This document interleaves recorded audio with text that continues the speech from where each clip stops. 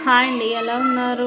వేడి రైస్ తినకుండా మారం చేస్తున్నాడు. పాలు కూడా సరిగ్గా తాగట్లేదు. ఎలా అని చెప్పేసి ఇలా ట్రై చేశాను. పాలల్లో రైస్, పెసరపప్పు, బెల్లం వేసి ట్రై చేశాను. తిన్నాడు, మంచిగే తిన్నాడండి.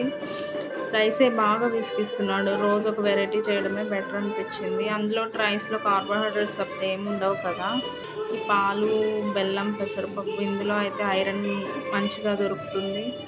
బెల్లం వల్ల బ్లడ్ ప్యూరిఫై అయితుంది. పెద్దవాళ్ళకైతే పెసరపప్పు వెయిట్ లాస్‌కి బాగా పనికొస్తుందండి. వీలుంటే ట్రై చేయండి. వేదైతే మంచిగా తింటున్నాడు. హ్యాపీ అనిపించింది. రోజు చాలా విసిగిస్తున్నాడు రైస్ తినడానికి. హుహు. పాలల్లో మంచిగా ఐరన్, కాల్షియం అన్నీ ఉంటాయి కాబట్టి పాలు, పెసరపప్పు, బెల్లం అన్నీ బావుందా? యూజ్‌ఫుల్ ఉన్నాయి కాబట్టి పిల్లల గ్రోత్‌కి బావుందా? కూడా పనికొస్తుందండి అది.